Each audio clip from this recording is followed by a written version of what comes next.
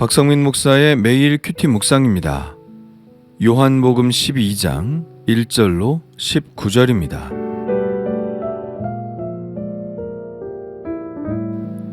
유월절 엿새 전에 예수께서 베다니에 이르시니 이곳은 예수께서 죽은 자 가운데서 살리신 나사로가 있는 곳이라.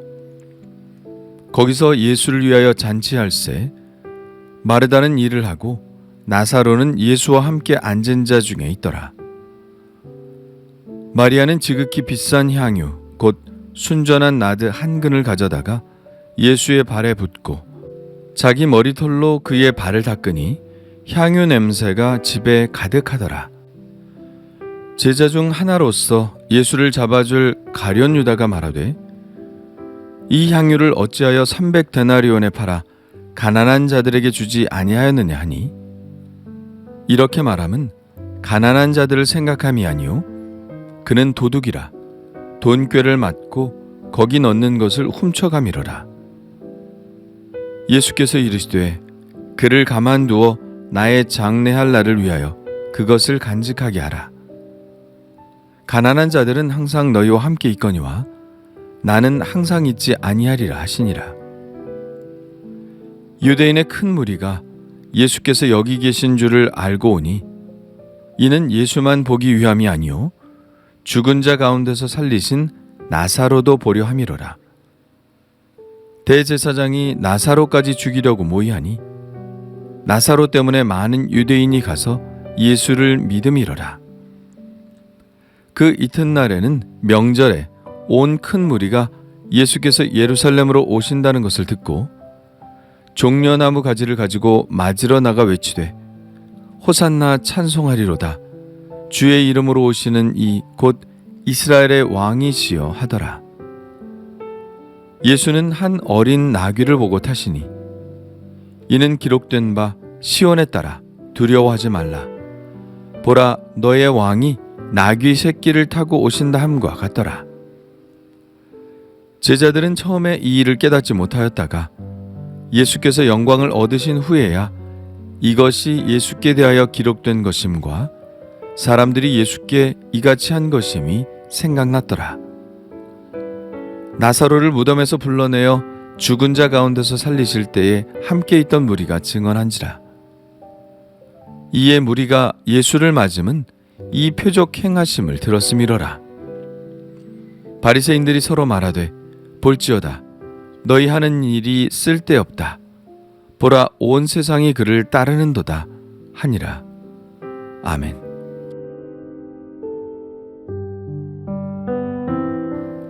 바리새인들이 공회를 열어 예수를 죽이려는 계획이 확정되자 예수님은 잠시 에브라임이란 곳으로 가서 머무십니다. 아마도 이곳에서 예수님은 당신의 죽음을 준비하셨겠죠. 그리고 결심이 서자 유월절 엿새 전에 베다니에 오셨습니다. 베다니는 죽었다가 살아난 나사로의 동네이죠. 그런데 여기에서도 예수님의 죽음을 준비한 한 사람이 있었습니다. 바로 마리아입니다. 동네에서는 예수님을 위하여 잔치를 베풀었습니다. 이곳이 나사로의 집인 것 같지는 않습니다. 마가복음과 마태복음은 베다니에 사는 문둥이 시몬의 집이라고 되어 있는데요. 아마 거기라고 보는 것이 맞을 겁니다. 그는 바리새인이었고 유력한 사람이었지만 문둥병에 걸린 사람이었죠. 그래서 베다니에 살았습니다. 베다니라는 뜻은 가난한, 비참한 이런 뜻을 가지고 있는데요. 가난한 사람들이 이곳에 살았기 때문이라고 생각합니다. 그래서 문둥병에 걸린 시몬도 이곳 베다니에 살게 된 것이죠. 그는 바리새인이었지만 한 동네에서 일어난 기적을 부인할 수 없었습니다. 그는 예수님을 자기 집에 초청하여 잔치를 열었습니다. 마르다는 그의 특기대로 예수님과 제자들을 대접하기 위해 열심히 일을 했죠. 그리고 어쩌면 그 자리에서 가장 주목을 받고 있는 인물인 나사로도 그 식탁에 함께 앉아 있었습니다. 사람들은 예수님을 만나기 위해 오기도 하였지만 죽었다 살아난 기적의 주인공인 나사로를 보기 위해서 많이 모여들었죠. 유대인의 큰 무리가 예수께서 여기 계신 줄을 알고 오니 이는 예수만 보기 위함이 아니요 죽은 자 가운데서 살리신 나사로도 보려 함이로라. 그때 마리아가 등장합니다. 지극히 비싼 향유인 순전한 나드 한 근을 가지고서요. 성경에서도 지극히 비싼 향유라고 했듯이 나드 향유는 정말 비싼 것이었습니다. 팔레스타인 지방에서는 재배되지 않았죠. 멀리 인도의 히말라야 산맥에서 전량 수입해야 했었기 때문에 가격이 엄청났습니다. 일반인들은 흔히 얻을 수 있는 올리브유를 사용할 뿐 나드는 꿈도 못 꾸었던 귀한 물건이었습니다. 마리아는 도대체 어디서 이 비싼 향유를 구할 수 있었을까요? 글쎄요. 그것은 아무도 알 수 없습니다만 아마도 집안의 지위를 상징하는 갑오로 보관하고 있었던 것은 아닐까 생각합니다.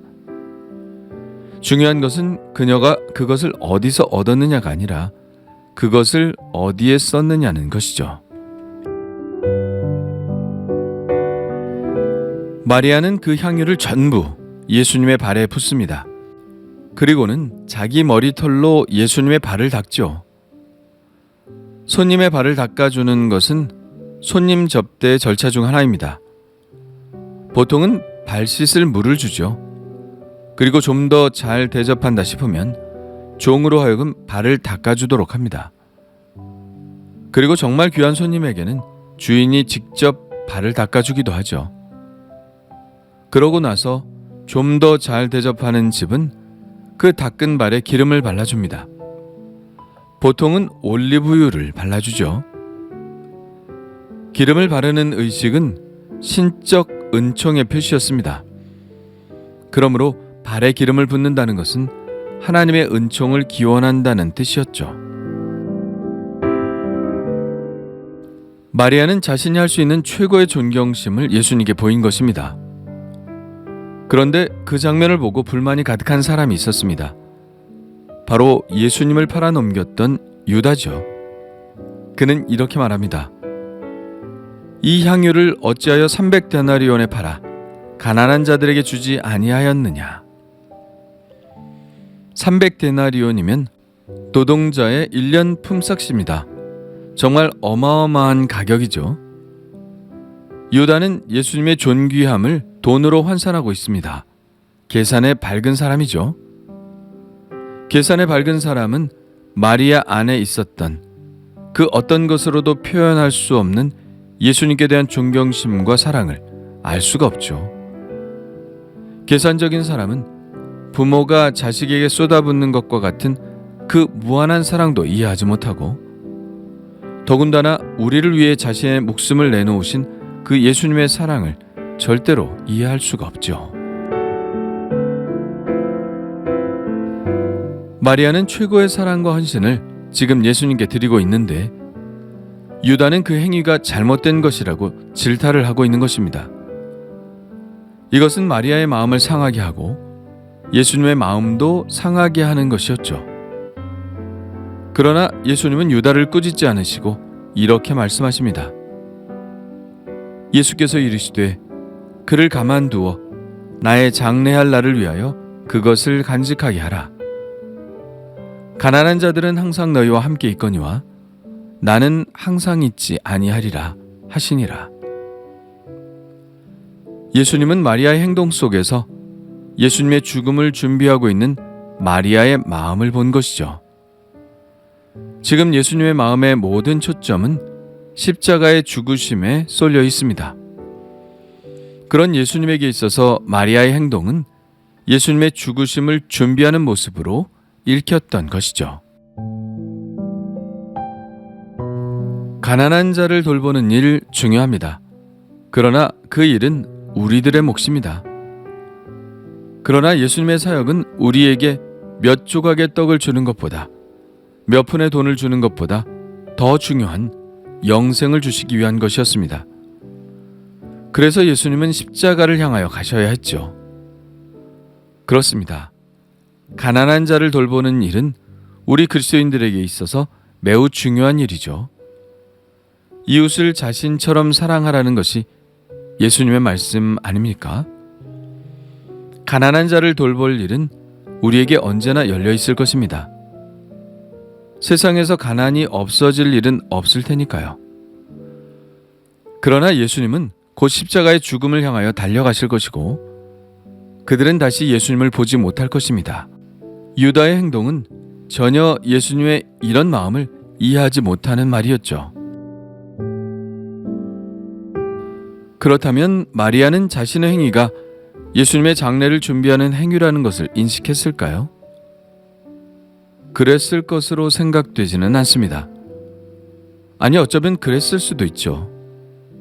예수님은 계속해서 떠나실 것을 말씀하셨고 양들을 위해 목숨을 버릴 것을 암시하셨기 때문입니다. 마리아에게는 뭔가 불길한 예감이 들었을지도 모르죠. 그러나 마리아가 어떤 의도로 그것을 했는지는 중요하지 않습니다. 알 수도 없고요. 중요한 것은 결과적으로 마리아의 헌신은 예수님의 장례를 준비하는 것이 되었다는 사실입니다. 앞서 대제사장 가야바의 이야기가 나오죠. 그는 악한 생각으로 한 말이지만 그것이 결국 예언과 같은 말이 되었습니다. 그리고 마리아는 그런 의도로 향유를 깨지는 않았다 할지라도 결과적으로 예수님의 장례를 준비하게 되었습니다. 우리는 모든 것을 예상할 수 없고 모든 것을 알고 행할 수 없습니다. 다 모르고 행하는 것이죠. 그 모든 것을 조율하시는 분은 오직 하나님이시고요. 그래서 중요한 것은 우리가 올바른 의도를 가지고 살아가는 것입니다. 한 사람은 그의 나쁜 의도로 예수님을 죽였지만 한 사람은 선한 의도로 예수님의 죽으심을 준비했습니다. 그들의 의도는 그렇지 않았겠지만 결과는 하나님께서 만드셨죠. 아브라함은 그저 손님을 잘 대접한 것뿐인데 천사를 대접했습니다. 마리아는 예수님에 대한 사랑과 존경의 표시를 한 것뿐인데 예수님의 장례를 준비하게 되었습니다. 우리의 행위가 어떤 결과를 만들어낼지는 아무도 모릅니다. 그래서 우리는 그저 의도의 선함을 가지고 행동해야 하는 것이죠. 선한 의도로 살아가면 그 결과는 하나님이 만들어 가실 테니까요. 한 치 앞도 볼 수 없는 인생. 그러나 주님을 사랑하는 마음으로 그분께 순종하고 살아간다면 우리의 삶을 통해서 하나님께서 우리가 예상할 수 없는 귀한 결과를 만들어낼 것을 믿습니다. 오늘도 우리의 선한 의도를 놀라운 기적으로 만들어 가실 하나님을 기대하며 살기를 원합니다. 주님 감사합니다. 마리아처럼 감사하게 하옵소서. 마리아처럼 최고의 존귀를 주님께 드리게 하여 주옵소서. 마리아처럼 물질이 아니라 사랑을 선택하게 하옵소서. 주님을 지극히 사랑하게 하시고 주님께 모든 헌신을 드리게 하옵소서. 저의 삶을 통해서 놀라운 일들을 만들어 가시는 분은 하나님이시오니 늘 선한 의도를 가지고 살게 하옵소서. 오늘도 저의 모든 결정 속에 함께 하실 주님께 감사드리며 예수님의 이름으로 기도합니다. 아멘.